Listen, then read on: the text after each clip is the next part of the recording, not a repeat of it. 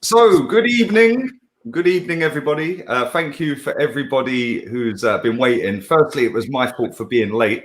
And the reason I was late is Ryanair have cancelled yet another one of my flights back to England next month.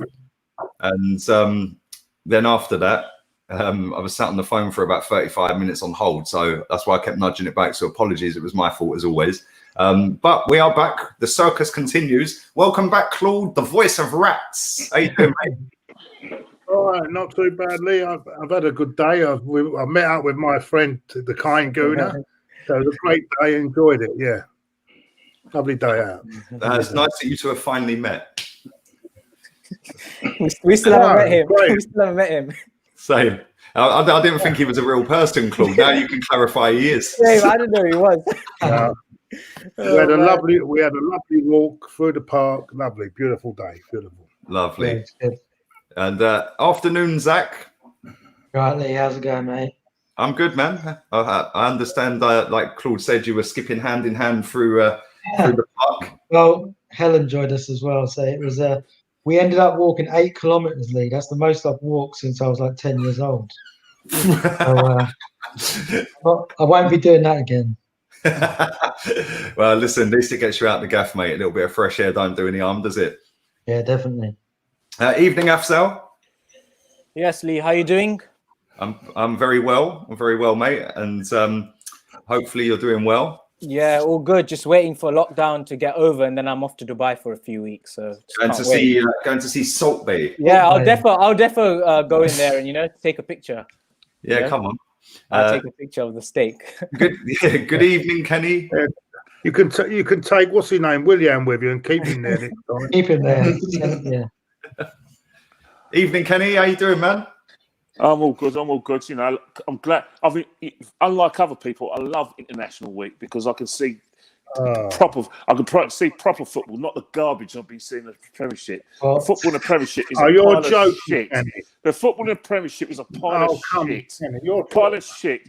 No defending. Poor technique. Boring, Kenny. You can't tell me. I saw Spain put 6 past Germany and play an exhibition of football. I'm not going to settle for the garbage I've been watching since the start of lockdown.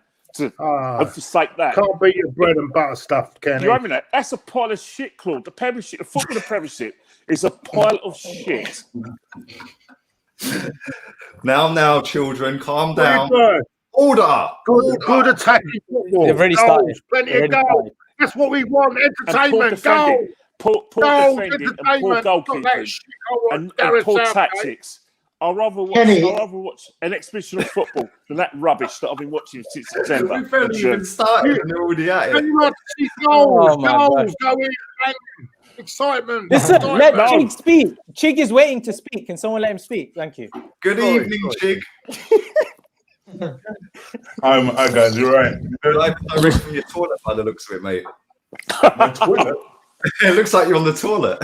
Mate, I'm in the living room. What are you talking about? No, it was the way your camera angle was. It was the camera angle because you seem so low down, yeah? No, mate. No.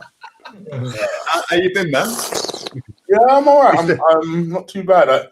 I had a very well-earned day off today. So I just decided... There was no excuse to be late then, really, was there?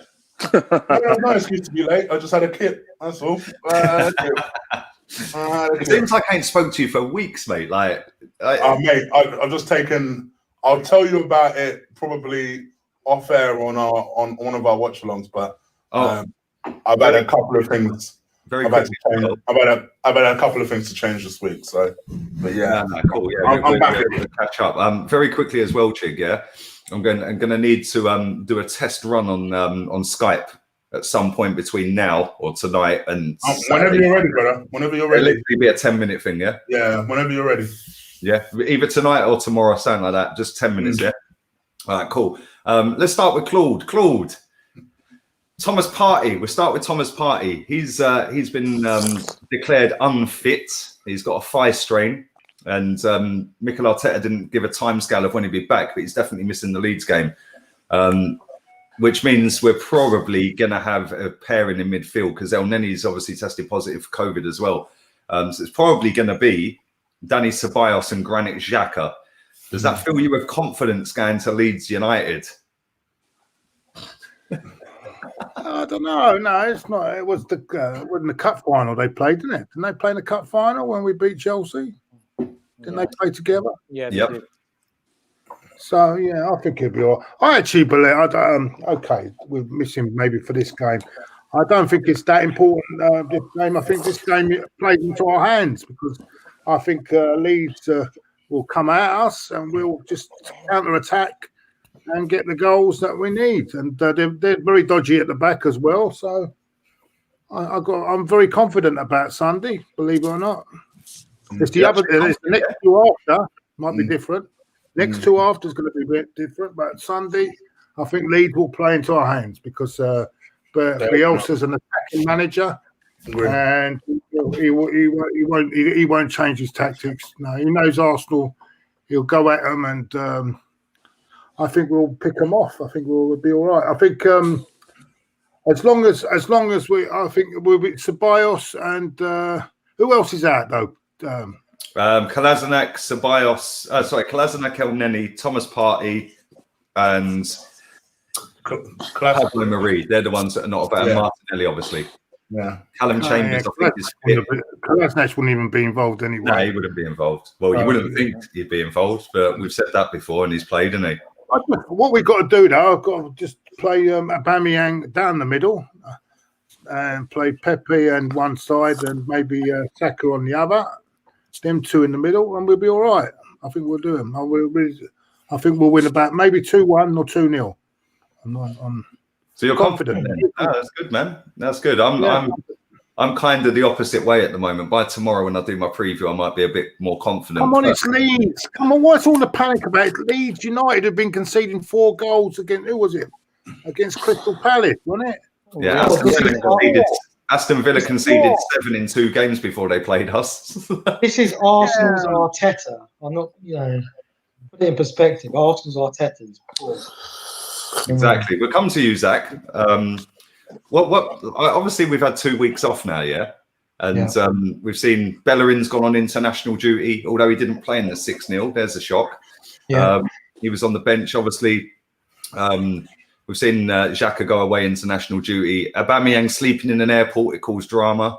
But what are your thoughts going into this game on Sunday? Are you confident, or are you No, I'm not confident at all. And I'll tell you why. I can't see Arteta making the required changes that we need to win the game. It's all well and good doing a like-for-like switch, maybe one player. Like he might bring Pepe in for Willian if we're lucky. But do I expect us not to have a back 5 with Xhaka, Ceballos, Bellerin, Holding in the team? They're all going to be there. I don't expect Aubameyang to be through the middle. I expect Eddie Nketiah to start. So on that basis, I'm not confident at all. Now, if we had a proper manager who could see the errors of his ways and would say, right, do you know what? This isn't working. Willian's not working. Aubameyang on the left's not working. His 5 at the back's not working. Made the required changes. We've got all of the ingredients in this squad to go to Leeds and put in a really, really good performance and actually win comfortably. But when we see, look, we all know in this group, right? We all know that when we see that starting lineup on Sunday, we're all going to be having a meltdown. Oh my God, all this and that. There's not going to be any change. Why would it be any different now just because we got hammered by Villa? I don't see it. And that, for me, is the most damning indictment of Arteta's reign, is that he doesn't see the errors that are right in front of his face. Like Bellerin and Holding, that combination against Villa was an absolute disgrace. Do I expect them to be back on the pitch at Elland Road on Sunday afternoon? Absolutely. And that's why I'm not confident. Now, listen, I can't really disagree with. I agree with pretty much everything you said, mate. Like, when we see that, the biggest thing you said for me is when we see that starting 11 on Sunday, I swear, me and Chig and everyone else, we're going to have a meltdown, mate. Because, and I went on Rance's show earlier, big up Rance, yeah? He made a wicked point on that show. He goes, whenever I see a Man United starting 11, it could be about 5 different possible formations. We don't know until we see the players on the pitch. Yeah. And that's the same with us. We're going to get a starting 11 come out on Sunday afternoon, and we're going to sit there going, oh, is Saka left wing back, or is he left wing, or is Tierney centre back, or is he left back? We don't know. Lee, let me ask you this, right? Let me ask you this, and everybody else in the group. If you had if Tierney was left back, Saka was left wing, right? Ainsley, Maitland-Niles right back, Pepe right wing. That is a solid. That's really solid along the flanks, right? You've got a really good potential there. Tierney can cross the ball. There's not players out of position. Now you can argue the toss whether Aubameyang's a striker or not, but at least can stretch defences. And I know Kenny's got his views on Aubameyang through the middle, but that's starting to look a little bit more solid on the flanks. If you compare that to what we're doing right now, we've got Tierney playing left centre-back, therefore he's not really getting down the wings. You've got Bukayo Saka playing left wing-back, who doesn't really know whether to come in field. Does he play his typical left wing role where he can whip balls in? You've got Hector Bellerin on the right-hand side, who's not a footballer. And then you've got Willian, who's not a footballer either. So just by making those changes, you strengthen our team so much. I can't even tell you how much. If you cast your mind back, I know it's a long time ago, final point, United at home, when we absolutely won at a canter, it was Ainsley Maitland-Niles at right back, Pepe right wing, basic football, good players in their positions, simple football, and it was beautiful to watch. Nicolas Pepe was the star that day, and we very rarely seen him since. And it's a shame because it frustrates me when I look at the players that we have in the squad that Arteta can't actually just look at it and say, oh, do you know what? I made a mistake. My feeling is Arteta's too stubborn and he doesn't want to be proven wrong on certain players. And that, I see a lot of Arteta in, Wenger's stubbornness. That's what I see reflected in Mikel Arteta. Yeah, no, I agree, man. I agree. Before we move on to Afsal, me, myself, and I put a chat in about Chelsea. Wanted to speak about Edu. I'm going to come back to that a little bit later in the show. I did acknowledge it. I did put it on the screen, mate. Thank you for that. I do appreciate it. Afsal, Zach just mentioned about Willian. What are your thoughts on Willian flying off to sunny Dubai to go and have steak with Salt Bay? Obviously, I don't know if you've seen Arteta's press conference today, but he actually confirmed that it's been dealt internally at the club. So obviously he has broken the rules of doing that because he's not allowed to go over to Dubai. He wasn't allowed to leave the country. What do you think should happen to him? Well, in my opinion, he's got to be fined and he's got to be dropped for the game on Sunday. It's as simple as that. We need some discipline, a bit of discipline in this club, and that's what's got to happen. He cannot play on Sunday. And yeah, a fine and a one match ban. For me, Joe Willock needs to play on Sunday. We need a 3-man midfield, right? We need 4-3-3. It's as simple as that. There's no 5 at the back. Forget that, yeah? We need to play Maitland-Niles right back, right? Time to give him a chance, yeah? The games he's played left back, he was very good. So let's play him right back. Centre back, Gabriel obviously will play. And next to him, that's the thing. Like, it's going to have, because I would play Saliba, but he's not going to be in the squad. So let's forget about him for the time being. So out of the remaining centre backs, it's either really Luiz or Holding. And Holding had a shock against Villa. And I'm not a David Luiz fan, but he has to play on Sunday because who else is there? And then left back, I'd play Tierney. And then in midfield, we need to pack that midfield. This 2-man midfield is not working. We need to play Willock, we need to play Xhaka, and we need to play Ceballos. Even I'm not a Xhaka fan, but again, there's no other alternative. So whatever happens, we need to have a 3-man midfield in there. And then in the 3 up front, I would play Saka left wing, Aubameyang centre forward, and on the right, I would play, well, it's either going to be Reece Nelson or Pepe. It's got to be that because who else can you play on the right? So that is got to be the team. Knowing Arteta, he'll probably put Saka on the right wing, mate. Honestly, if we play the same formation and Aubameyang on the left and the same players, I won't be confident. But if he somehow manages to change it up with 4 at the back, Aubameyang centre forward, and different players, then I'm confident we can get a result there. So it all depends on me. 4 at the back? You mean 4 at the back? Yeah, at the back. It all depends on that formation and team selection. And we need 3 in the midfield, because this we get overrun in midfield every game. This 2-man midfield is not working. At least with Willock, right? Willock can create, because I know it's just Europa League games, but in those games against Dunlock and Molde, the guy was creating chances. So we need that third midfielder, that sort of creative midfielder in Willock, because Dani Ceballos is not a creative midfielder. He's not a defensive midfielder. He's not a creative midfielder. He just floats around in that, that centre mid area. He's not even really a box to box. I don't know what. Yeah, he's a centre circle footballer. He don't leave the centre circle. He's like a pure definition of a CM, and Xhaka obviously is defensive. So with Xhaka and Ceballos there, it won't work in midfield because you've got no one driving forward. Willock's got to play to drive forward. Will Willock play? Well, let's see. Yeah, I doubt it. But no, you're right, man. It's all about the formation. It's all about the personnel. I don't trust him to pick. He's got a track record of not doing either right. Let's move on to Kenny. Kenny, there's been a bit of fisticuffs this week. David Luiz, Ceballos, and Ornstein obviously put it out there yesterday. He broke the news, and then go on, Claude, and then Dani Ceballos has come out and quote tweeted Ornstein and just put fake.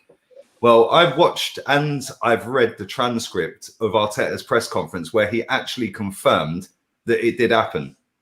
Yeah, he said he did a full Arsene Wenger. He said, I didn't see it, but I was too far away to see it. But he said it's been dealt with internally and everything's fine. Before I get your thoughts on it, for everyone giving me props on that title in my name, I didn't think of that. Big up the guy in the chat who did. Granny Voice Lee. He thought of it. So big up to him. But I'm keeping that moving forward now because that was spot on. But what do you make on that? Do you think that that's a good thing for the squad that they're all trying to fight? Or do you think that could be a bad thing and Arteta's losing the players? Not really. I think I've seen worse because, I think the problem Arsenal fans have got at the moment is that when Arsene Wenger was at the club, there's a lot of things that Arsenal fans, the club got protected from. That there was no leaks because Arsene Wenger was like the alpha and omega. He controlled everything. I'm surprised he didn't control who went in the toilet and what time at Arsenal when he was there. But and that's the thing. Arsenal fans get shocked when these things come up because they're not used to these things happening. But every football club are training a punch up in training after someone's done what I call a big tackle on them. It's normal. So I don't think it's Arteta's losing the dressing room. I think it's probably happened. But the trouble is right now is that unfortunately in our fan base we've got a few big girls' blouses. Like they're not used to some of them having a scrap. And some Ornstein. I don't know. I've never heard of the guy before. 2 or 3 years ago, he thinks it's such a big thing, but really and truly, it's not a big thing. You know what I mean? It happens in every training ground. I'm sure Mikel Arteta's had a few scraps when he was at Everton, and vice versa. We think that Arsenal's this nice club where everyone gets on and has a hug and kiss before training. Well, let's face it. Look what's happened. Allegedly, Guendouzi was not applying himself for training, so he's been outcast. I'm assuming that Ozil was a bit of a pork chop in training. That's why he's not allowed around the club. So, there's proofs in the pudding. It happens at every training ground. And personally, I think, I like a bit of fire because I looked at Arsenal preview for the last, previous 5 years ago, and I just saw nice guys. I want scraps in training. I want people to be angry at our situation that, we got beat by Villa comfortably, that we lost to Leicester, and that we're watching other teams who are rivals being talked off as champions. I want us to be angry about that. I like that, and I don't want the manager to discipline them. I want the manager to say, I want a bit of that. I want them to be angry at him. I want them to be angry at them. I don't want nice guys. Nice guys finish last. You know what I mean? Do you think it was more petulance though, rather than like a winning mentality? Because it's all it is, right? It's a natural reaction, right? If say you're at football and Lee's competitive, and he's one of those people who treats a match like like train like a match, and he's gone on you. He's gone in full blood in the tackle. You've probably got a graze in your ankle. You're trying to, save yourself for the match because you've got a bit of a knock your ankle, and he goes in on you. The first thing you're going to do, you're going to grab him by the collar. You're going to want to fight him. It's a natural reaction. It's a natural reaction in all training grounds because at the end of the day, no one wants to get injured. No one wants to miss a football match. So it's not a big deal. Not a big deal. I mean, do you remember the story when Lee Dixon had this punched up with Dennis Bergkamp? Yeah. And do you remember that? And it didn't come out at the time, but you never would have thought Dixon and Bergkamp would have had a punch up. Yeah, definitely. Apparently, it was a proper full-on fight. Yeah, because judging by some of Lee Dixon's tweets in the last couple of weeks, he sounds like a bit of a prat. So I can kind of see why he was having a fight. Dixon started it. Dixon blocked me on Twitter. He's an absolute twat. No, I make Lee Dixon. Lee Dixon would have definitely done that, and there's a bit of truth in that. Where Lee Dixon Adams, they would have tried to gone for the foreign boys and tried to rile them up in order to toughen them up. That's a fact. And Dennis could protect himself, though. Well, Dennis learned how to protect himself because I think what's happened is that I think it was made abundantly clear to him by players like Ian Wright that if you want to survive in English football, then you're going to have to toughen up a bit. And I think that was the toughen up period process for a lot of players. But you know what it is. Dave Ceballos is a bit of a pork chop anyway, isn't he? He's Arteta's love child, really. Let's be real with it. But saying that, I'm angry about the situation, and so should the players and the manager, because it's not a nice situation. Where it's looking highly likely that we're going to rely heavily on the Europa League to get us into the Champions League, which is something I don't like. Well, no, listen, let me ask you one more thing. Very quickly, do batter the like button up. If you want to subscribe to Claude and to Chig, both of their links are in the description now. I've just put them in there for their channels. Their ats are in the description. Also, Kenny's Instagram link is in the description and Zach's Twitter link is in there. Afsal don't have social media, so you can't follow him. I just don't want people following me. I've got That's so you're like a quiet life, yeah. But let me ask you this, Kenny, before I come to Chig, yeah? Do you think, obviously social media has played a big part in how we keep up to date with news and football and stuff, but it spreads news very quickly as well, like this news from Ornstein, yeah? Do you think that this is more of an issue from somebody in the club leaking that information? Do you think that's a problem? Because we've seen, obviously, Aubameyang having a little drama with Tony Cruz. We've seen Mesut Ozil using social media to goad Joachim Low the other day. Done it with Cruz. He's done it with Emery. And then obviously we've seen Willian go out to Dubai. We wouldn't have known about that without social media. Do you think it's more of a problem that social media has highlighted all of these dramas and that the leak in the club is an issue in terms of the David Luiz thing? Do you think that's more of an issue than the actual things that are happening?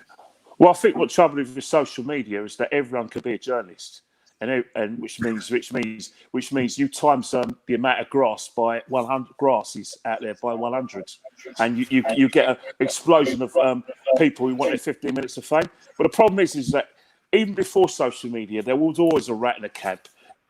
There was always players at a football club that sold stories to journalists for money. It's always happened since I've been watching football. Blatantly happened in the 80s. Blatantly happened in the 90s when footballers became like pop stars. There was always a rat who sold stories, and all of them were true. And what's happening now is that journalists don't have to work that hard anymore, because it's very difficult for football clubs to sit on a story nowadays, because people WhatsApp, people do their Instagram stories, and do their little tweets, blah blah. And to be honest, it's very easy to get caught your pants down. And I just think that it's no different to what's happened before. Only it's very difficult for clubs to sit on stories anymore and just say no. Yeah, they have to come out and quash it or confirm it now. Yeah. But let me move on to Chig. It's been a while, bruv. It's been a while. I haven't seen you for ages, man. The last time I see you were having a meltdown after Villa. Actually, I lied. We did an England game, didn't we? Honestly, we did an England game, but I feel like, generally speaking, you've been a bit quiet, man. You guys probably noticed I've just been, just kind of watching things from the outside, trying not to stress out. How do you see, like, obviously you've heard all the topics around the chat. What do you make of all them little bits? I think for me, it's just another calamitous season at Arsenal. To be fair, it is what it is. I feel like the Willian thing kind of just topped it off as a kind of just these players are just not serious. And you kind of have the fight thing doesn't really bother me too much because I think if the media were to report on every fight that was to happen in every training session and every Premier League team, reports wouldn't stop. So to me, two players had a fight because they had a really bad tackle come in. It happens, It seems like it always seems to revolve around Ceballos because it was only earlier this season that him and Eddie had a little stuff. Yeah, first game of the season. Yeah. So it seems like Ceballos is a bit of a feisty one.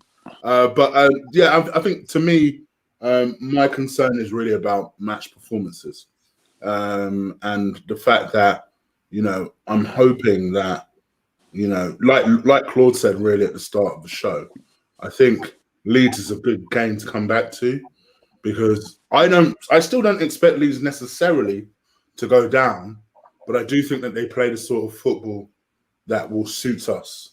Yeah, open up, and I think hopefully we'll have opportunities tomorrow, even in spite of our injury problems and our general problems that should allow us to win the game. We just need to almost get to basics, forget just these side issues of training down spats and who's going to Abu, who's going to the Middle East and who isn't. Let's just get back to basics. Let's start winning games. That's what I'd like to see Arsenal doing. Yeah, no, you're right, man. Like, there's all these little side issues. It just seems like this international break, although I think it's gone pretty quick compared to other international breaks, I just think there's been so much crap and drama coming out of our football club. Yeah, it's like, I don't think I've ever seen so much shit come out the club, in a short space of time. Yeah. Like I said, you got Ozil sitting on there goading the manager the other night indirectly. Yeah, he was having a go at Joachim Low on his Twitter account. He's just a football Twitter guy now, isn't he? And a gym membership. Yeah, he's just a troll. That's what he is. He's a troll. Yeah. And some of his one of his biggest. You know what? I was going to. Yeah, let's move on. You know what? These are only issues. No, these are only issues when Aubameyang obviously going on and having a go at Cruz. Then you've got obviously Aubameyang sleeping in an airport. That's caused drama because they took their passports off them and stuff like that. Yeah, supposedly the guy says he's never playing for Gabon again. Well, Arteta said in his press conference. Arteta said in his press conference today because the manager of Gabon said that Arsenal won't let him come again. Yeah. Oh, okay. Yeah. Well, Arteta said that's not the case, but Arteta also said that he dropped Mesut Ozil for footballing reasons, and we all know that's bollocks. Yeah. So, by the way, on that subject, the four of you all owe me and Zach an apology because you all said you said it was Arteta's decision, and we found out this week it's not. Hang on it.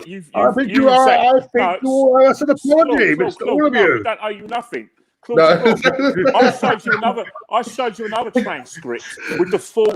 I showed you the full transcript. You and Zach have picked out extracts that suits your argument. It hasn't confirmed anything. Forget that little rat. Lee, do you know what I was going to say? Right, these are only issues. All these little things, they're only issues when you're losing football games. True, exactly. Yeah. When you're winning, these don't even get mentioned. It's not even mentioned. Exactly. I agree. No, you're right. It's mad. And the thing that winds me up with it is, under Unai, and I don't want to keep bringing up Unai Emery, but I think it is a fair comparison to compare what this guy's done in the time he's been here. Yes, he's won a cup. You still want Emery back, don't you? You want right now? Yeah, I ain't even I would. I'll take him back. Come on, I'll take him back. And you can all laugh. The reason I take him back is with a worse squad that are down tools, he's still got a tune out of them to finish. Yes, he missed out on fourth. He bottled it. We all know he bottled it. but with a the worse Europa squad, League final as and well. they down tools. He lost less games than a better squad that are apparently all working for the manager. I agree. Listen. Don't get me wrong. I think all of us would be prepared to say that Emery clearly got better than Arteta than Arteta's getting out of this team. For me, where I always disagree with you when you bring up Emery is that now the bar. I just want the right appointment, the right person. Agreed. Someone who was. No, I agree, but do you not think if he had Thomas something? Partey and Gabriel, do you not think he'd do a great job? I think he'd do a better job. By the way, Lee, those poor mites. Hang on, Claude. One sec, mate. One sec. Go on, Chick. To me, I think he'd do a better job than Arteta, absolutely. Whether he'd do a great job, we don't know that. No, but based on the season that he had, where he lost 10 league games, we've already lost 4 in 8. Yeah. And let's not have it twisted here. We could quite easily lose the next 3. Yeah. I agree with you. Then we've got Burnley, Southampton, Everton.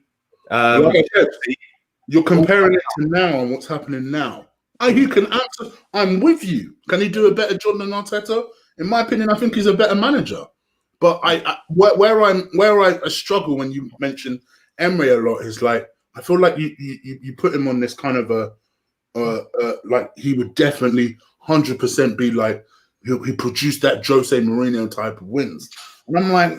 That's why I'm like, you didn't want Jose Mourinho as Arsenal manager. So why you? Yes, tell him, Kenny. You didn't want Jose Mourinho as Arsenal manager. I remember you. No, you're right. Now listen. So why is Jose Mourinho at a bar then? Why is he at a bar?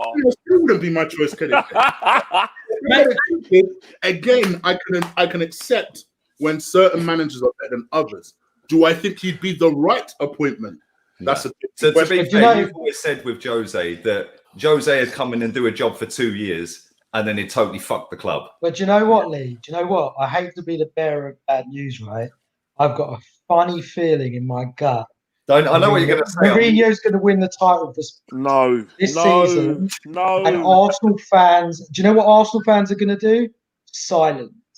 Complete and utter silence. No, you know what they do? They'll blame me and Claude for it. They'll blame me. Yeah. And Claude don't blame because if we want the Mourinho, we'll get the blame. It would be our fault. It'd be our fault. Lee Gunner to blame for Spurs winning the title. Yeah, it'd be our fault. Because they'll just be like, Spurs didn't do it unbeaten. That's what sort of rubbish. Yeah, exactly. By the way, those poor little mites that had to sleep. Brilliant, luxurious life they've had. One night on an airport floor. Oh, poor little mites. One fucking night. People have spent more than one night on there, mate. Claude, when I went to Borisov away, I was awake for 37 hours, slept in Riga airport, and then on the return journey the next day, after having no sleep apart from maybe an hour at Riga airport, I slept for maybe another hour at Minsk airport, and Arsenal won, so I was buzzing. I just want to highlight this comment and answer this guy very quickly as well. Thank you, Devesh, for your donation, mate. He says, hey, man, why is there such a big rift, by the way, between us Arsenal fans? Like, for once, can't we just back our team and just stop with the Arteta hate? Thank you for your donation. Listen, mate, like, this is where I think a lot of people get it twisted, right? All of us here, apart from maybe Afzal, want the manager gone. Afzal's prepared to give him probably more of a chance than any of us, But like you said on the last podcast, if it all goes a bit sideways, then obviously, I'd want him gone. This is the funny thing, though. All of us wanted our Arsene Wenger gone. Every single one of us, Yes. Every single one of us, barring Zach, who's still boycotting, used to go to games. And this is where I think people can't differentiate between backing your team and supporting your team on match day and having an opinion outside of the match day. Every single one of us has been to games, whether it be home or away, once a year, twice a year, once a month, twice a month. And every time we've walked in that ground, you can all vouch for this if I'm lying, when you walk in the ground and you put your ticket in the turnstile, whether you rate Ozil, rate Wenger, rate Monreal, rate whoever it is, a Wobie, you walk in that ground and that 90 minutes is when you drop all of that and leave it outside and you support your football club, not the individual, not the man, Yeah, you support your football club for 90 minutes in a game, no matter how shit you think they are and how shit you think them players are. After the game and before the game, unless Mikel Arteta's watching this and crying his eyes out, I don't see what the issue is, if I'm honest. And I suppose that kind of back to Lone Star's comment where he just says that Afsal is the one that makes the most sense out of all of you guys. And that's fine. If you feel like he does, that's not a problem. Oh, do me a favour. Who's put that up? Lone Star. Lone Star. Right? Oh, yeah, no, take no notice of him. He's on my chat, man. He's on my chat. Sort him out. I think he's a friend of Terry Davis. Oh, I see. Okay, he's a Texan Londoner who's a friend of Terry Davis. There is nothing wrong with it if you think that that is actually the case. Oh, well, that says it all. That says it all. Yeah, that says it all. Right? Well, I feel like for me, I think you shouldn't necessarily. It's just like if I create a film and five of you like it, and then Zach tells you it's rubbish. That ain't necessarily wrong. I mean, he is, but he ain't necessarily wrong. That's just his opinion. That's all it is. I just want to say something. But what I'm saying. Who's going to speak? Go on. Regarding this, no, what I was going to say, he's an employer of the club. He's an employer of our club.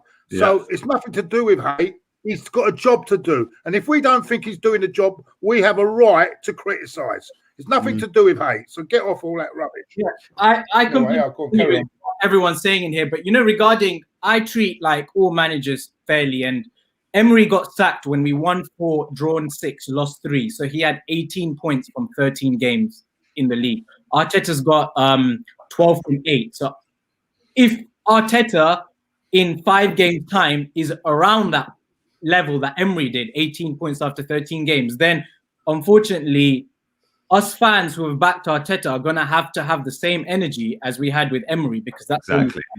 I'll say that. Emery, I wanted him gone because 1-4, draw 6, lost 3, right? It's a disgraceful record, right? After, I thought you trusted the process. No. I mean, and the other reasons why I wanted Emery gone is because he wasn't changing. For about 5-6 games, he was playing the same players, the same formations, the same team, yeah? Deja vu, Afsal. Deja vu, Afsal. Deja vu, brother. Deja vu, brother. This changes people's opinions. Like, if Arteta carries on doing that, obviously I'm going to have the same energy like I did with Emery. Like, let me say something, right? In Emery's last game, you know what his team was? He played Chambers, Socrates, Luis, Pereira, Guendouzi, Ozil, Lacazette, all in one side. The same formation, the same team. That's one of the reasons why he went. There was no Saka in his team. There was no Martinelli in his team. There was no Willock on his team. No Gabriel, no Party.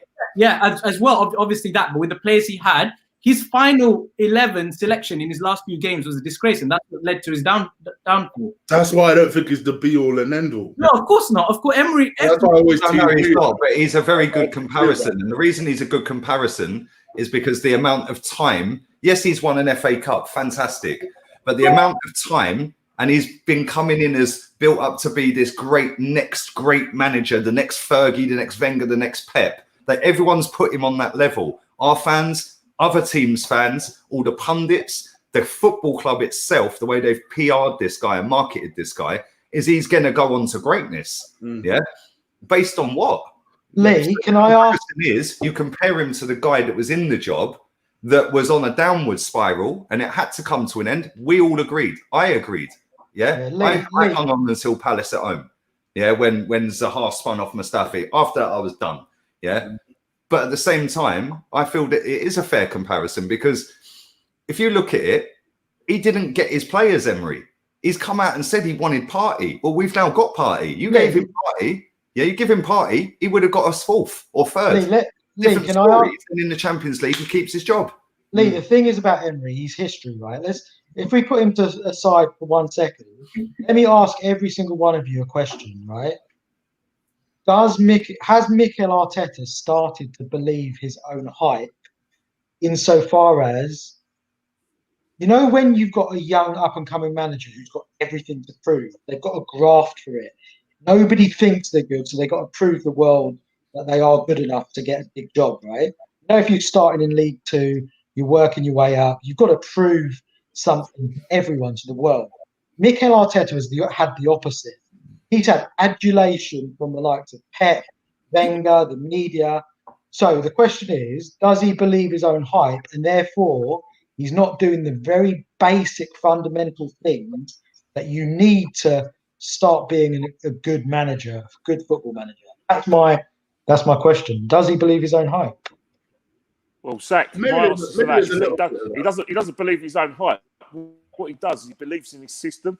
He believes because he got it right against Man City, he got it right against Liverpool in the Community Shield. He generally believes that that's the way to go, and because he's had some success with it, and he generally believes that if he does plays the solid like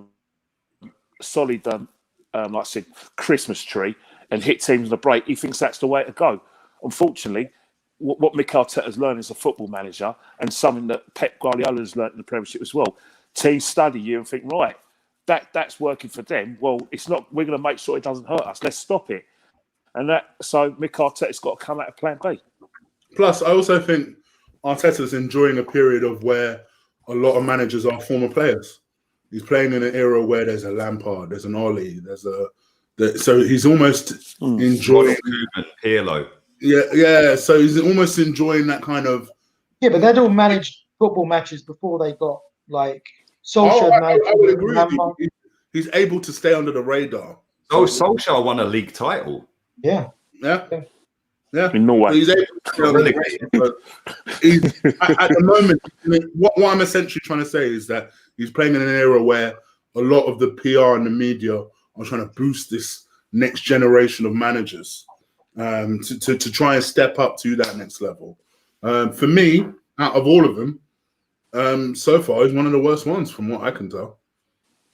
Just because I've not seen any innovation out of him. I'm not seeing anything that screams to me he can work with young players. I've not seen anything that tells me he can switch up. The ironic thing, Renee, that Arteta was billed as this revolutionary, but from what I've seen, he's taken the football back to the dark ages, and I haven't seen anything revolutionary from Arteta since he's come in at Arsenal. Nothing that I've thought to myself, wow, I've never seen that before.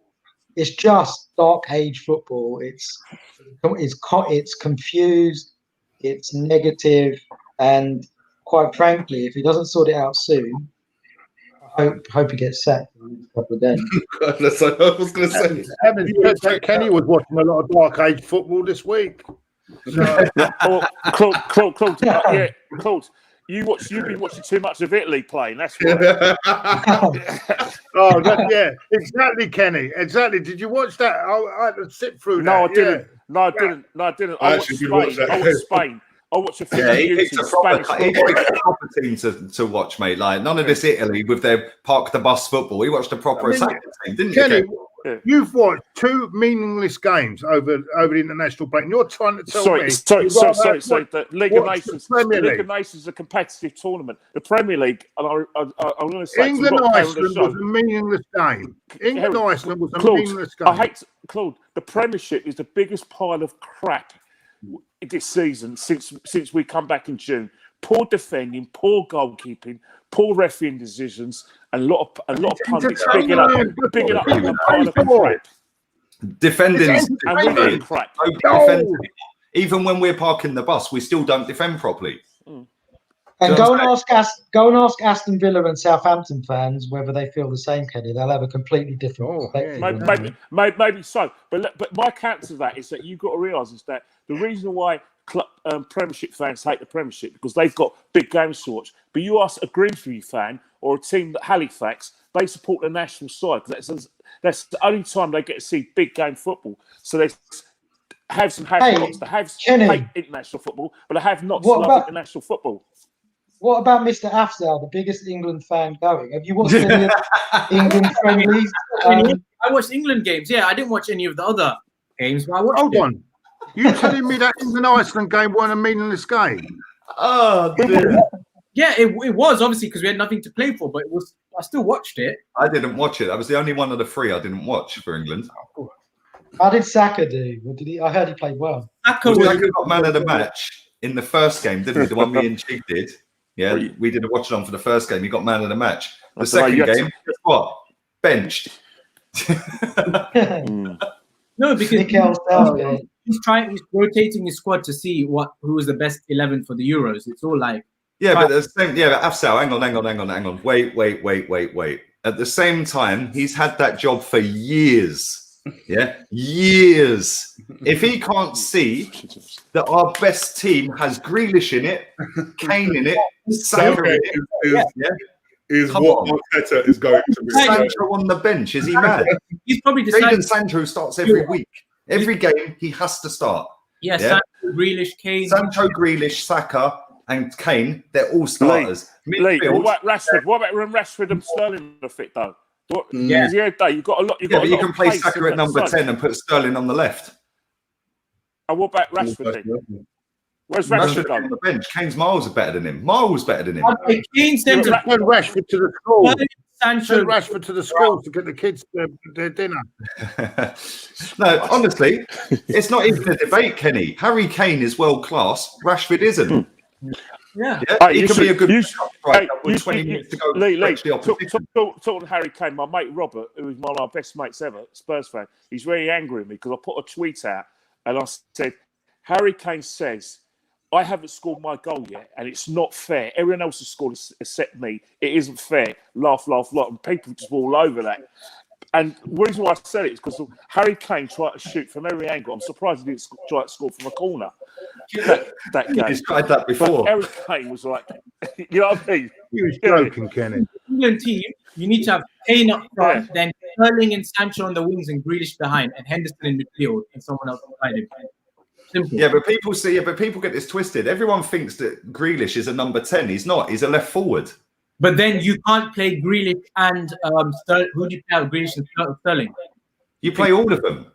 But then you play every single one of them. You play Saka, you play Sancho, you play Kane, you play Grealish. You could play Grealish as a central midfielder. You could play him anywhere. You could play Grealish anywhere. You could play him as a central midfielder in a central role, but tell him without the ball you have to come back and do your job. With the ball you get up and support Sterling. Yeah, and then Sterling and Sancho. You could go out there and absolutely fucking blitz teams, with that attack. That attack, that's one of the best attacks in the world. And Lee, don't you think it's very similar to the Arsenal situation? Because if you look at so hang on a second, right? If you just look, I agree, even the England players are slightly better. But if you think about Aubameyang up front, Saka, Reece Nelson, Pepe, Willock, or if you just look at the players that we could play in that front four, Martinelli, right? If you had a front four of Martinelli, Aubameyang, Saka, and Pepe, that is frightening for me. Will we ever see it? I doubt it. If they're on form, Zach, then it's fantastic. You've got to play them to be in form, Kenny. Well, yeah, one of the players that you're loading up is that we're writing history. One of the players, the player we bought from Leon. Was it Leon? We're writing history. Pepe. Kenny, that's a conversation for another day, I think. I think so. I think so. That England team. I think so. We'll get in the top 6. I'm not having that debate today. What? The England team. We'll get in the top 6 in the Premier League.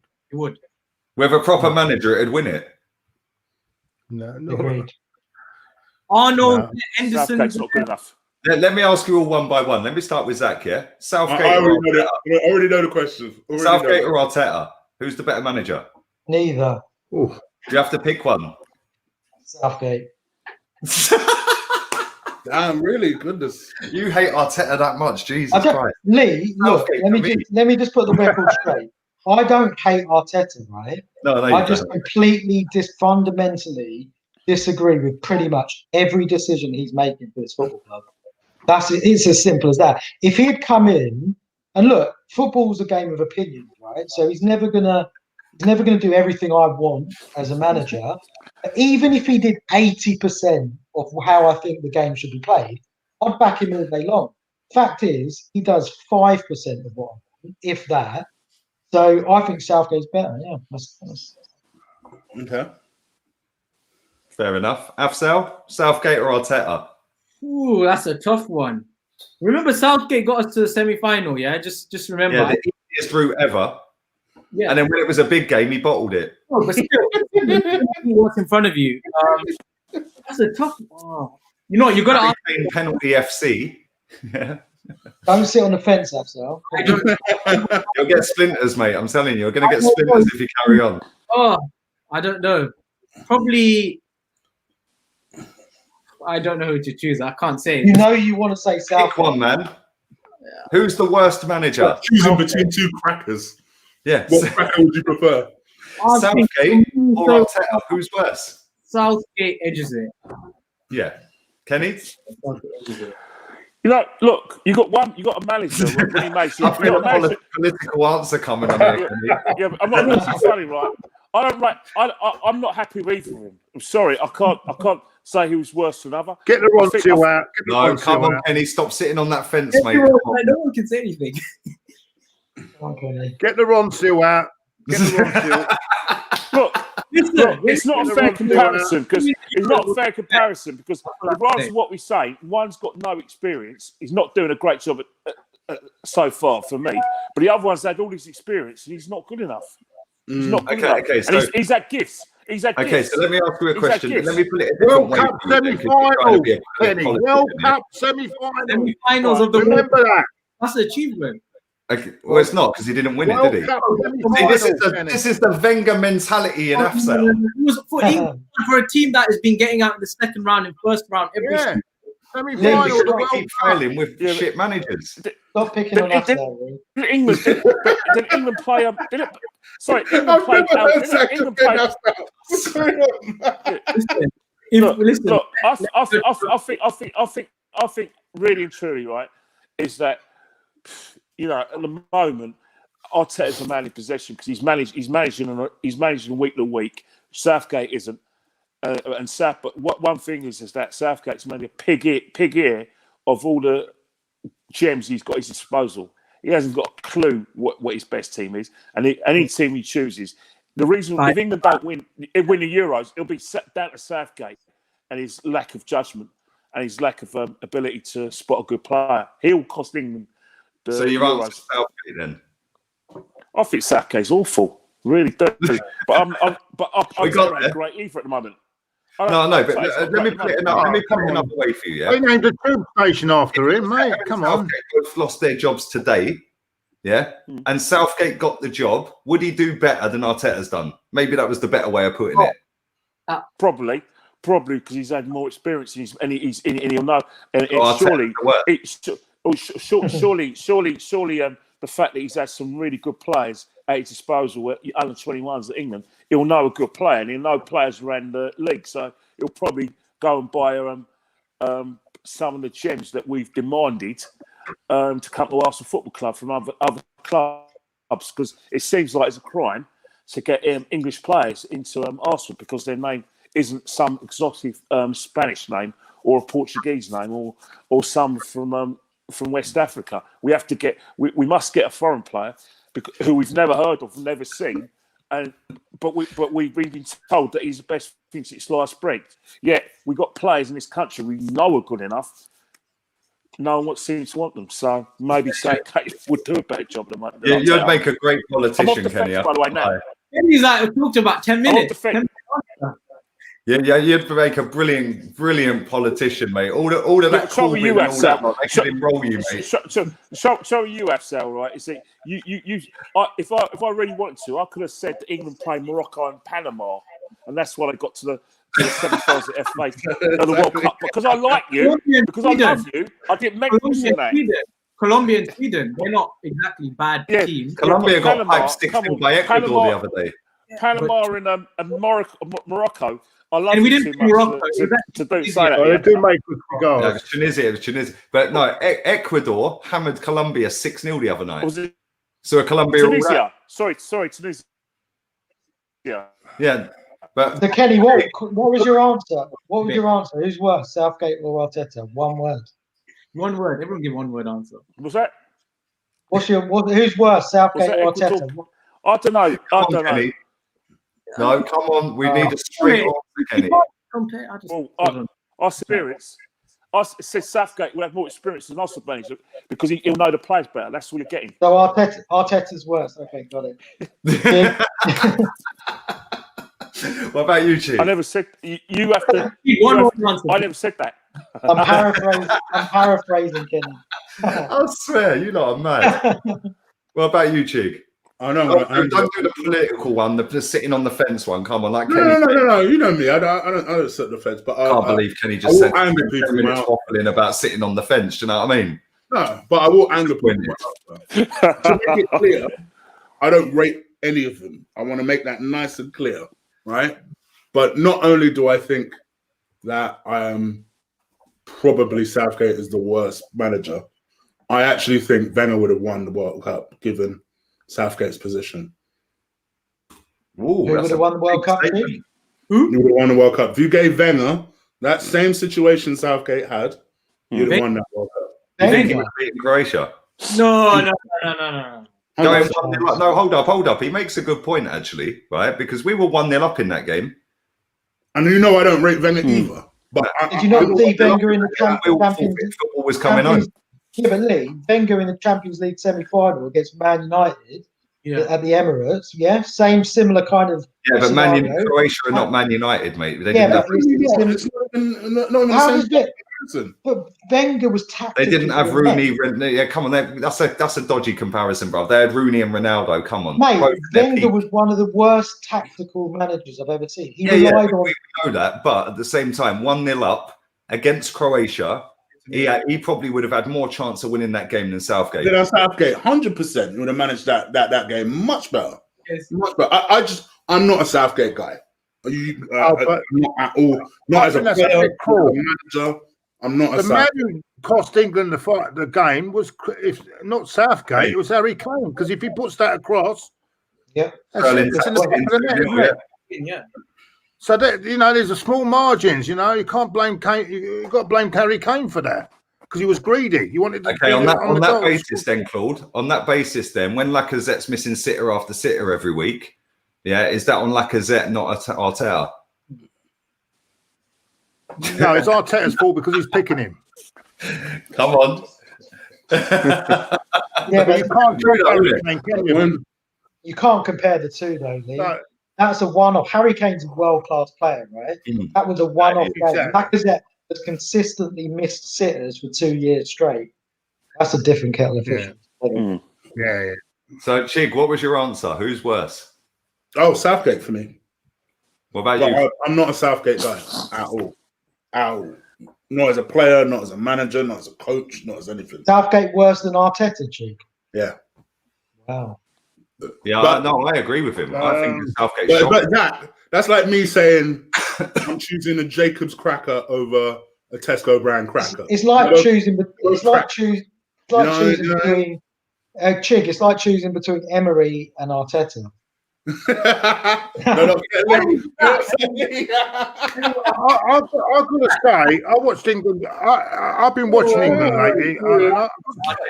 I've been watching England lately, and I think they've been playing really well. I thought against Belgium, I thought they were really, really unlucky.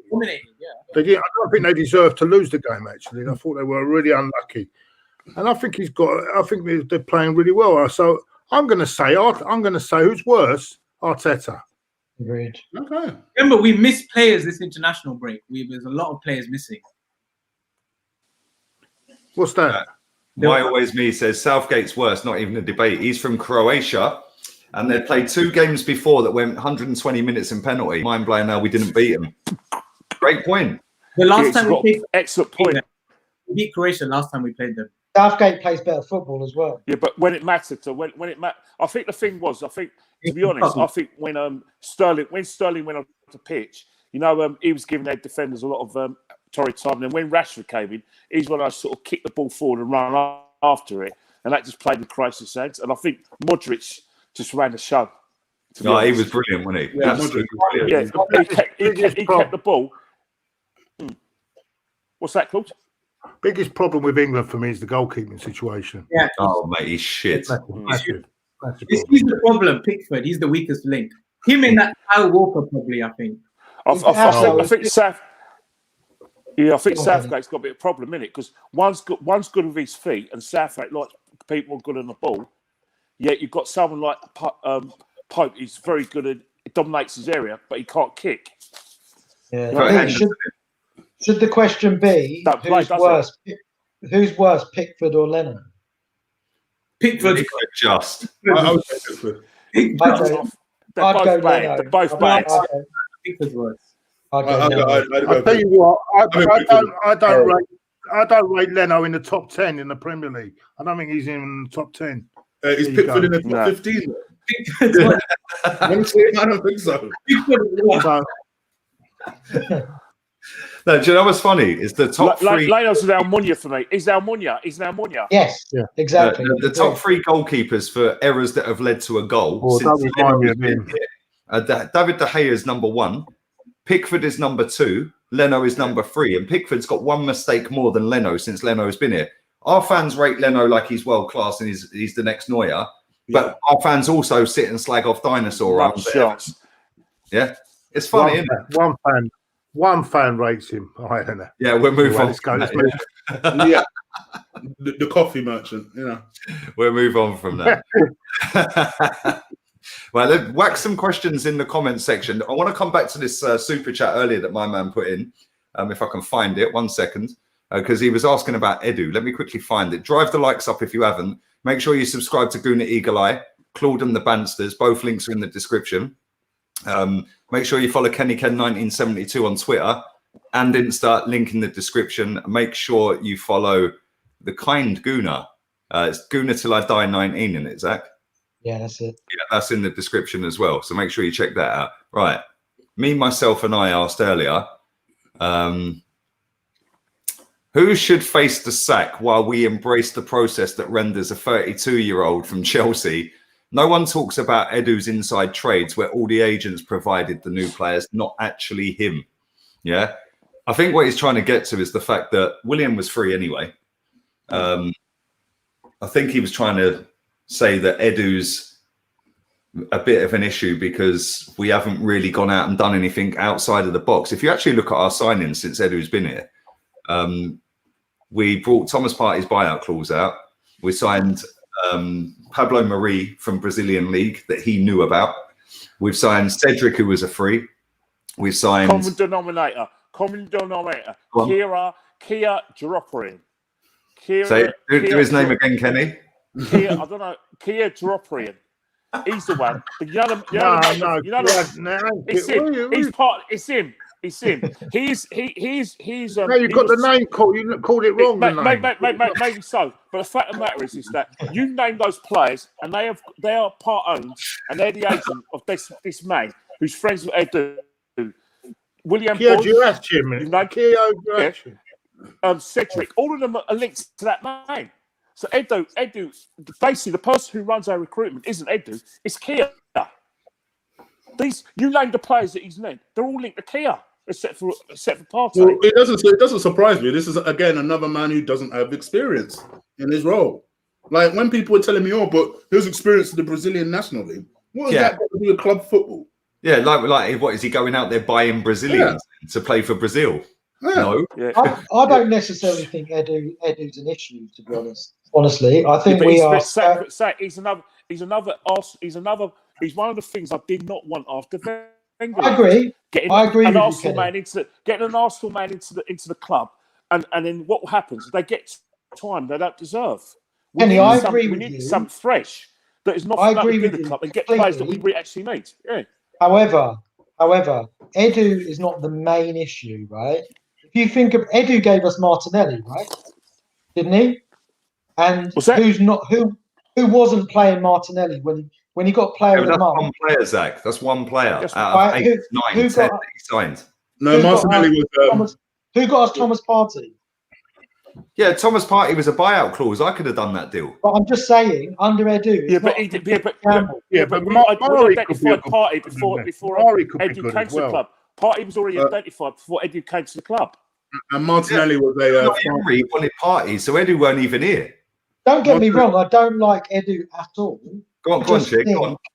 No, I was just letting Martinelli was a Francis signing. I forgot his second name. Cagiat. Yeah. Yeah. Oh, was he? Okay. Yeah. Yeah. Look, I don't like Edu. Maxwell in the chat says Edu left Corinthians in a shambles. There you go. Oh, so, this is, I don't know. He worries me. He does worry me. Technical director, he will fuck us. Somebody high profile said that, isn't it?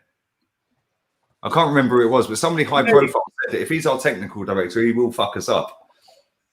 Lee, that guy yesterday you had on your channel, right? He made a fantastic point.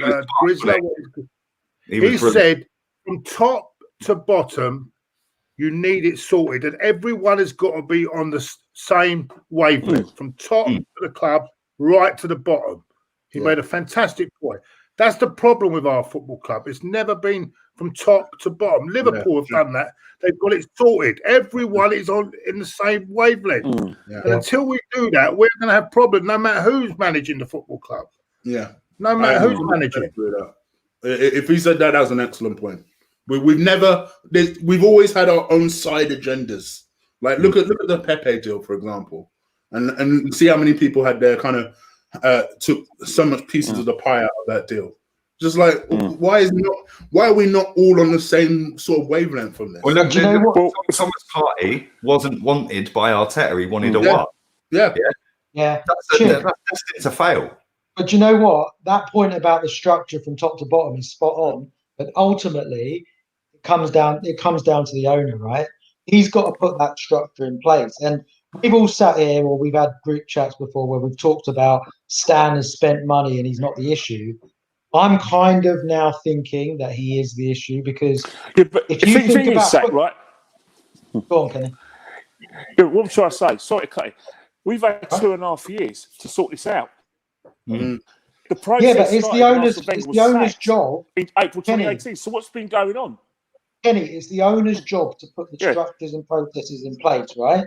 All the way through from the top to the bottom, the owner has to put the people in the place to lead the various. Do you know who our head of football is? Right? Vinay. Vinay knows fuck all about football. Excuse my language.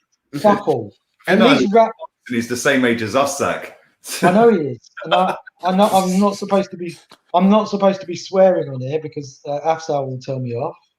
But ultimately, you know, we're a shambles. We were speaking to Helen. Claude and I were speaking to Helen earlier, right? We have not got enough football people on the board. We haven't got any football people on the board. Edu, for me, is not a real football person. We need to get David O'Leary, the likes, proper football men, Arsenal men, on that board. And until we do, we're going to be a circus. That's my. Well, see, there's no reason why David O'Leary can't be on the board because the guy that was against him coming on the board is now at the football club. So that I don't see any issue about him not being on the board. Why isn't he there then? I have no idea. That is down to Josh Kroenke. The person we should be after is Josh Kroenke. Stan has allowed his son to control the football side of the I'm saying. And that's our feels. So Josh Kroenke's got a lot to answer for. I agree. Right, make sure you absolutely smash the like button up. Not even 300 likes, you bunch of rats. You absolute rats. Make sure you smash the likes up. Make sure you follow Claude and the Bansters. Link in the description. Guna Eagle Eye. Link in the description. We'll be on the watch along on Sunday. Also, it's also the responsibility of the manager. Stan Kroenke doesn't play Willian up front against Man City. Exactly. Yeah, but Stan appointed Arteta. Yeah, no, but that's what Arteta has to take responsibility as well, because at the end of the day, he still should be able to work out that Willian, you don't play Willian up front, do you? Like he did. Mate, Lacazette's not started a single game away to Man City since he's been here, and he's been fit. Also, playing 8 men behind the ball when we're 2-0 down against Aston Villa, 8 or 9 men behind the bloody ball. What's that all about as well? Yeah, let me ask you all this. Let me come to Afsal, who's been very quiet in the corner. Make sure you follow Kenny on KennyKen1972 on Insta and Twitter. Link in the description. Guna Till I Die 19 Twitter. Link in the description. That's that. Let me ask you this, Afsal. Do you think Freddie would have done a better job than Arteta? No. That was easy. We'll move on then. The irony though, he had more experience than Arteta. Exactly. And he played our best front three, and they all scored at West Ham away. Yeah, he had 5 games. He only won 1, and Freddie was never going to be the man to. Small sample size after 5 games. You can't judge him on that properly. I think he started to know the direction that we should have gone with. The front three that Lee talked about: Aubameyang, Saka, Martinelli. Well, Pepe, Aubameyang, Martinelli was the front three when we scored West Ham, and that was the most fluid football I've seen in the last 2 years. Yeah, as soon as Martinelli equalised, we fucking hammered them, mate. Destroyed them. Yeah. Let me come to Kenny. We need a Modric type player in our team. Who would you go for, Kenny? Thank you for that donation, buddy. Who would you go for? Who do you think could be that in terms of a player driving forward? James Maddison of Leicester. If that's the sort of play you want, somebody who can control the midfield, can pass, because it can be a playmaker. Why not him? I'm astonished that no big club's gone in for him. We're all talking about Grealish, blah blah, but James Maddison can't even get a game for England. So clearly Mason Mount is doing such a great job at both club and international that Maddison can't get a game. He was injured though, wasn't he? That's because Mason Mount is Southgate's love child, mate. Let's do a couple more questions. Let's do a question for Chig next. Come on, let me find one question here for Chig. You got a few supporters in the chat, Chig. MS Hussein saying, real talk, Chiggy Chig. Come on, bang some comments and questions in. I'll get them read out. One of the best for the club. I just think giving our chair a chance to see him. Right. Let me ask you this. Big up, Dave. It's not really a question, but he says Arteta should have the chance to see how he finishes the season. What are your thoughts on that, Chig? Because let's be real, the next 3 games. That would be my very simple answer to that. And then if I'm to elaborate on that, I'm going to go and get a drink. I'm listening. What I think the whole issue with this Arteta thing is, we don't want to get rid of him so quickly because if he turns out to be special and that we had him, then we're going to lose out on it. What are people expecting Arteta to turn into all of a sudden?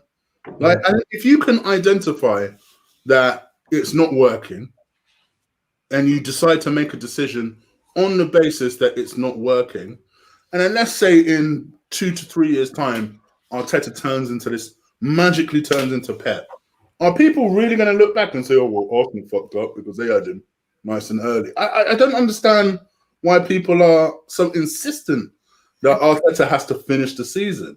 I think sometimes it's just about being ruthless. It's a business decision. It's a football decision. You are not getting the results. Therefore, we're deciding to move on. If you then have... Well, Chick, you know what it is? Congratulations for you. But we need to move on because we're identifying it's not working. That's all. To me, it's simple. Chick, you know what I think it is, right? I think Dave's got where I look at Dave, and I think Dave's gonna. I agree with Dave is that you obviously want to give him the season because blah blah because teams can come out in a bad form. We've only played 9 games, but the problem Arteta is going to have if we're far away from the top 4 and we go out to the Europa League, then he's got a problem in terms of survival in his job. Because what will happen now is that regardless of whether some of his fans are going to say, we've got to give him time, there's process, blah blah.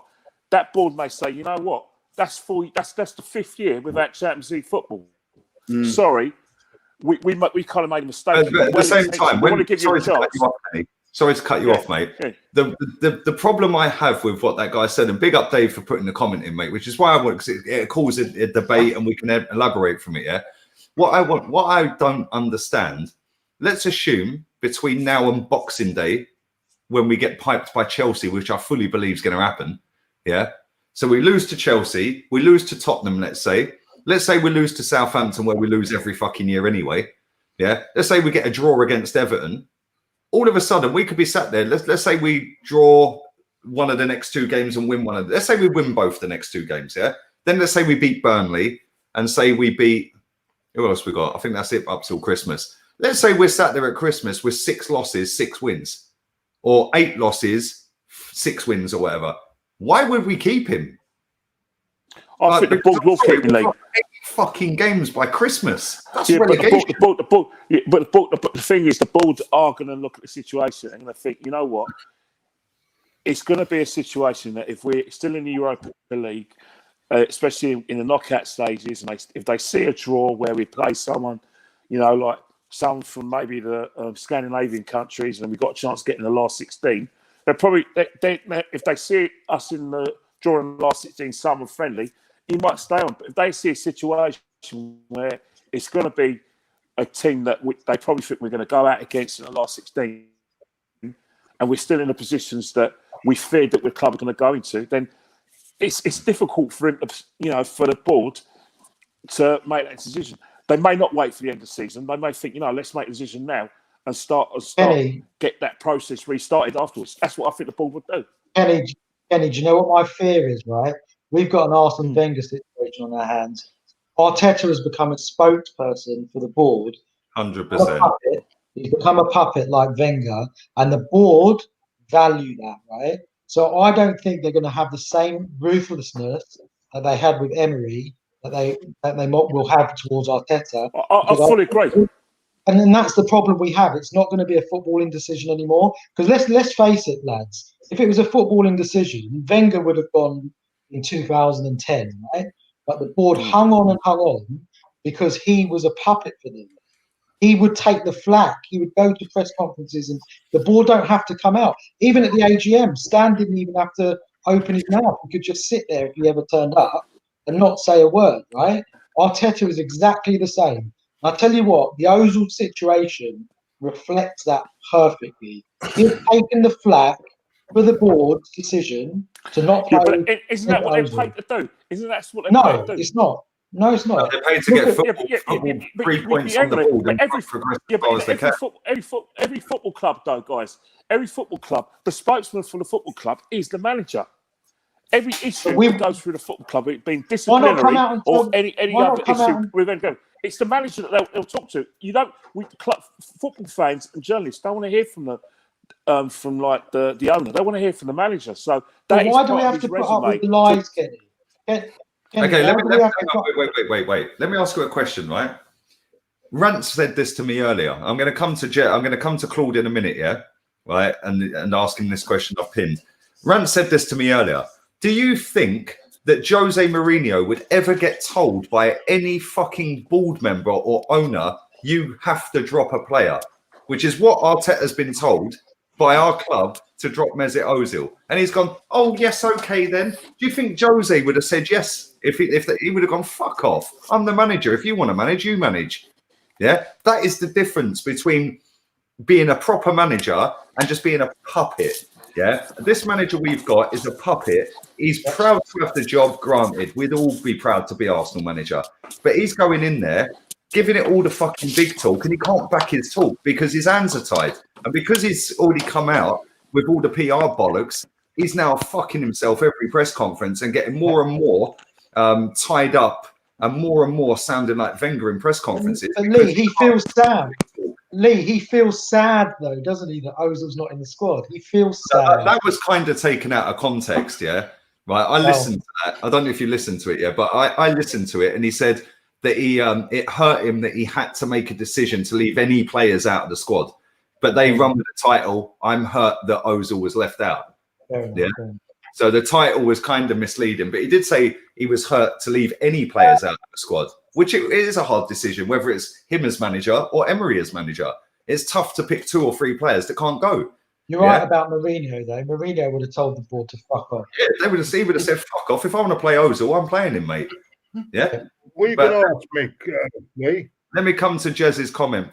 Do smash the likes up if you haven't. We're going to wrap this up in about 5-10 minutes, yeah? Would any of you guys take Poch? Let me just ask that to you, then I'll do a few other comments, yeah? Yep. 100%. And I'll tell you what, all these people that say, oh, he ain't won nothing. Well, I'll tell you what, I'd take 3 challenges for the 2 or 3 challenges for the title and a European final, Champions League final for 1-8 FA Cup any day of the week. All right, whether you like, maybe other people will rather take the FA Cup. I'd rather be challenging for the league, because not everyone can win the league. As long as they're challenging for the league title, I think he just needed that little extra help at the end that he didn't get. I think he would have got them right to the top of the summit, and maybe Mourinho might do it instead, because what Mourinho walked into was a good side, and he's now taking them. He could even take them to the title. So, yes, I would take him 110%. Fair enough. Let me read these 3 comments out real quick. Thank you, Jonathan. Thank you to everyone who has donated. I haven't been able to read them out because obviously we're in full flow, but I have replied to everyone who has put one in the comments. So I don't know if you've seen that. It says, when you have a board and owner that is hands off, the footballing management needs to be experienced professionals that are the best in class. We can get ex-players once the foundations are sorted. 100%. What a comment. Yeah. Thank you for that. Big up to me, myself, and I. He said, and this is the guy who asked about Edu earlier. He said, my point is that a 32-year-old history player that will play games, he means Willian, despite travelling overseas, because it's Edu's boy. The issue starts with Edu. Deals compromised by the managers and players in position. Do you know what? If Willian starts this weekend, I'm going to fucking go mad. Real talk. Yeah? Because he has taken... Hold on, Lee. Hold on. Well, even if he's a match winner. Yeah. Not going to be a match. Because I don't know that he's the match winner before he starts the game. Fair enough. I bet everyone disagrees with me about Pochettino. I bet every one of you are going to disagree with me on it. No, I'd take him. Pochettino. Pochettino's a great manager. I'll take Poch. Great manager. I've said it since day one. This guy's he's a great manager. What about you? I think we'd all take Poch over Arteta, wouldn't we? I'd take him in over 95% of managers out there. He's a great manager. Poch. There you go. I wouldn't have took him when we sacked Emery, but I'd take him now. I would have taken him after Wenger, after Emery, and even now. Yeah, I can't. I see. The trouble is, we're going about this FA Cup, winning this FA Cup. All very well going on about winning the FA Cup, but to me, when I see a team challenging for the title, I want to see my team, because to me, the league is the mark. If my team is challenging for the league and puts in a big challenge, I can't ask for no more than that. Exactly. If it doesn't, if it fails, if we lose a football match, but we lose like we did against Villa the other day, we're all pissed off. If we had a real good go, and I've said this so many times, when we played Man United at the Emirates, we were all there. We played Man United. David De Gea turned into fucking Spider-Man. He was just fucking catching everything. They had 3 breakaways and beat us 3-1. Yeah, we all come out of the ground that night and we were like, I can't believe we fucking lost that. We hammered 30 shots at them. Yeah. But you come out and you were like, I can't even have the ump. We actually played great. We just fucking 3 fuck-ups like on a breakaway and they beat us. None of us were pissed off, you know, and that's the same. If you challenge for a title and you challenge down to the last couple of games, 3-4 games, and then you fall away for whatever reason, you can't be pissed off at the end of the season because you're excited. He came 3rd, 2nd, 4th, and a Champions League final. Yeah. He would take that in the next 4 years. If someone was to tell me, and apparently they're shit, mate, with a washed-up manager, and now they're. If someone was to tell any of us, would you take 3rd, 2nd, 4th, and the Champions League final in the next 4 years? What would you all say? Well said. Great point. I want to ask Chig this. I did a show last night with Grizz Khan. Big up to Grizz from LFC Day Trippers. Make sure you sub to them. I asked him a question about Rafa Benitez, yeah, because a lot of people were saying maybe we could get Rafa in at Arsenal. Do you know what he said to me? He said Rafa will fall out with your fucking bald, and it'll fall out quick, like real quick. Yeah, I was shocked because like he was telling me like, yeah, he don't give a fuck. He'll just like piss everyone off. Would you take Rafa? Yeah, like, I've said it to you from day one. But what I've always said, even when Wenger left, you don't give it to Rafa for ages. You give it to Rafa for 2 years. Get him to kind of sort out the on-field issues that we have that are very clear. Get him to, or you just give him a Chelsea job, a Chelsea type of job. Get him to sort out the defense a little bit, and that's it. You don't build the project around Rafa. And I still feel like that now. For me, I think this is a guy who's experienced, who's a winner. I hear what my man's saying, but he's also commenting off the back of Rafa being at the club, what, 6 years, 7 years? You don't give it to Rafa for that long. You just say to Rafa, all right, look, go in there.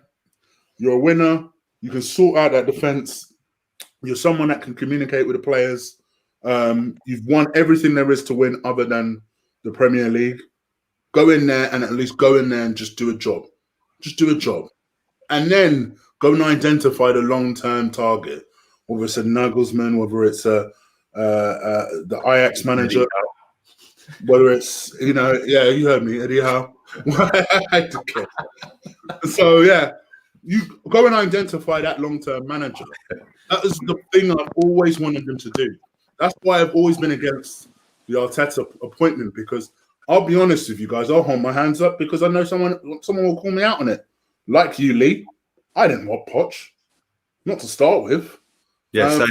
I also didn't think that we would jump straight into Arteta. Yeah. So kind of off the back of that, well, yeah, I'll take Poch now. Of course I would, because I think he's an improvement. But I think for me, that's the way I'd like us to go and do it. Just go and put in some experience, sort out the on-field problems, then go and identify the long-term target. No, I agree. But I'm going to end on this comment. Adam says, please ask a Spurs fan if they'd choose the FA Cup over challenging. I think that's in reply to what Afsal said a minute ago. If they win the league this season, and let's be real, they're in a title challenge. I don't care what anyone tells me. They're one of the best. I think what it is, Lee, what I would say about that is, because I think the difference with Spurs, they haven't won a trophy for a long, long time. So and maybe that is why they feel that way. We're not Spurs. That's why they feel that way. With all due respect. But, well, with all due disrespect, we're not Spurs, so we're in a completely different. Oh, no.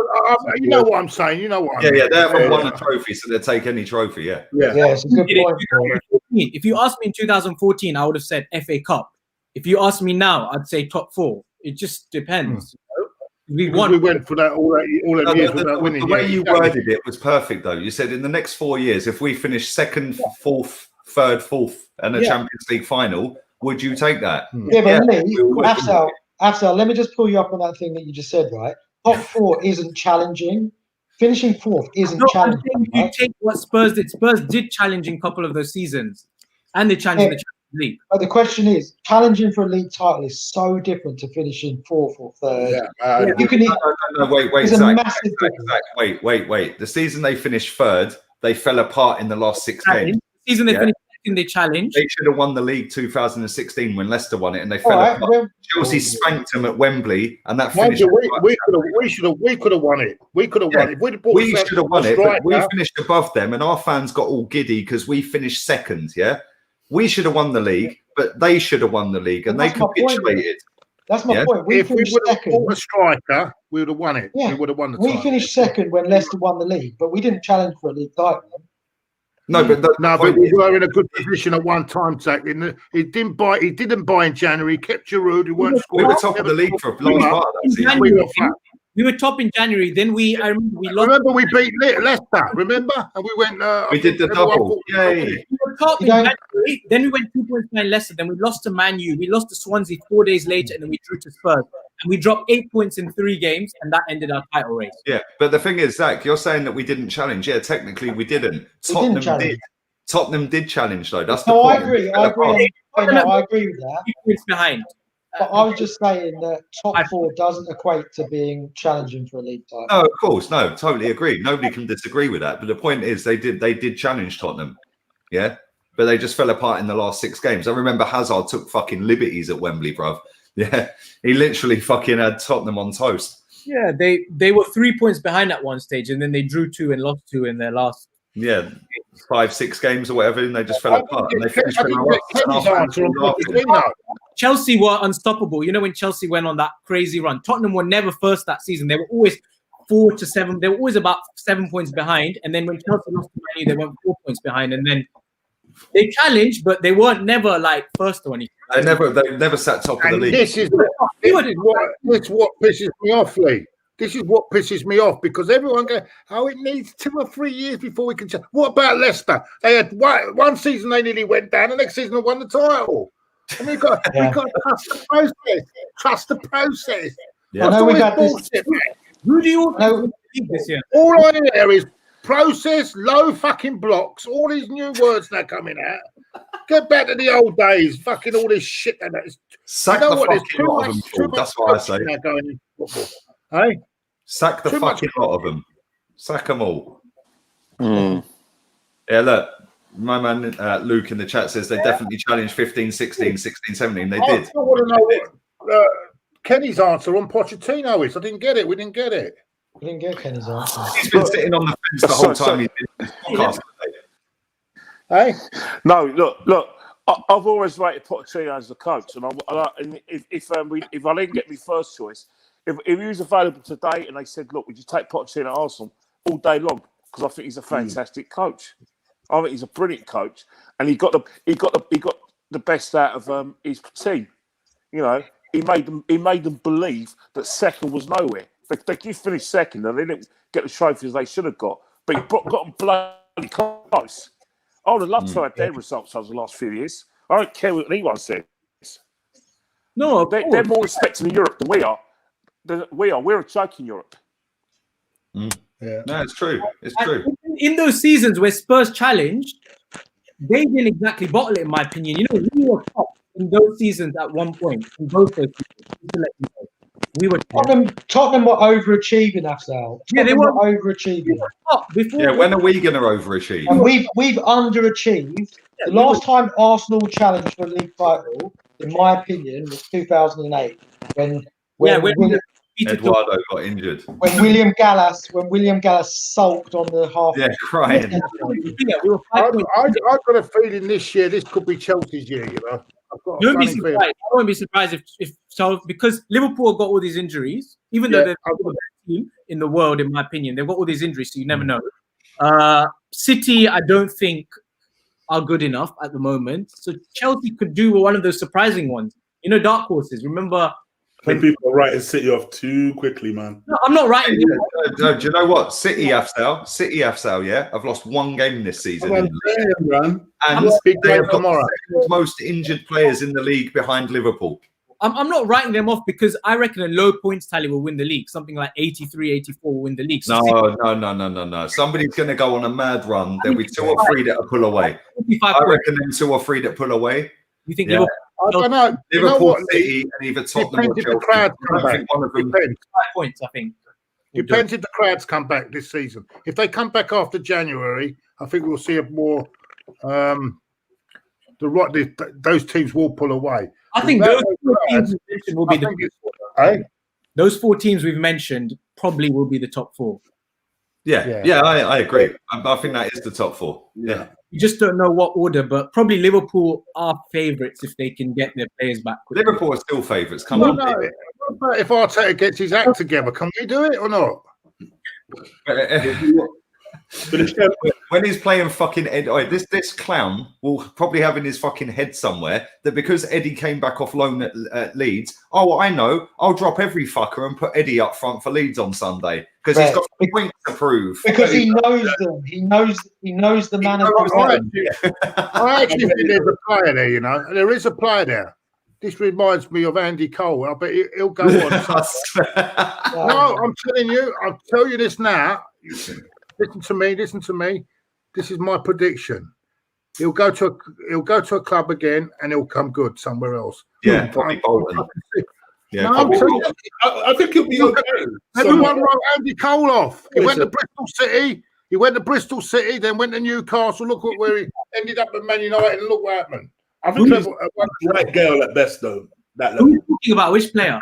Eddie Nketiah, I think, will be the new Andy Cole. You watch. I'm telling you that now. You heard it here first. You heard it here first. Hold his back. Right. This is a prediction. Predictions coming up. Right. Eddie Nketiah will be the new Andy Cole. He's already broken the record at England under 21 internationals, by the way. Broken Alan Shearer's record, by the way. Thank you very much. He also broke Francis Jeffers' record as well. What happened to Francis Jeffers? Well, no, Our youngsters are Saka, Ellie, Miles, and Willock. Lee, let me make this point really quickly on the under 21 or under 23 record. It's almost a bad thing if you score loads of goals at under 21 level because you haven't progressed to the senior level. You're like Eddie. Eddie's not even knocking on the door for the first team, is he? Let's face it. Right? So come on, look who's there at the moment. Come on, Calvert-Lewin, King, Vardy, Kane. Okay, Vardy can't play, but he's come on. There's a give him time. Give him time. Eddie's awful. But Zach, he's not. Our top 4 youngsters at the club are Saka, Martinelli, Niles, and Willock, in my opinion. I don't. I never forget when he scored against Norwich. Everyone was hailing him. And now Sunday, when he came on the super sub when he came on against Norwich and scored that goal. The whole stadium was cheering him on. We were there.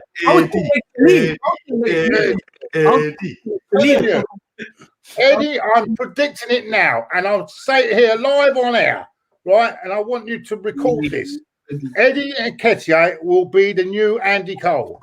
You're better off playing the lottery, Claude. Zach's favourite player. Lee, my battery's dying, mate. So no, listen, I'm going to wrap this up. There's not even 400 likes on this, you absolute wasters. Yeah. 860 people watching this live right now and not even 400 likes. Absolutely disgusting. Fellow rats. Let's get rats. Let's get to it. Rats. So if you haven't liked it, fucking like it. Also, Chiggy Chig's channel is in the description. Guna Eagle Eye. Subscribe. Are you on 10K yet? No. How far off? Almost there, Chig. 200. Come on, get it done. There's 860 people watching. Claude and the Bansters, link in the description. You're over 28K. I see that. Subscribe to Chig's channel while I'm on YouTube. What you mean you haven't? I'm off for the disgusting behaviour. I'm kicking him. Unacceptable behaviour. No, I've kicked him for that. It's disgusting behaviour. I can't believe he walked. Chig, when are you bringing the chopping block back, man?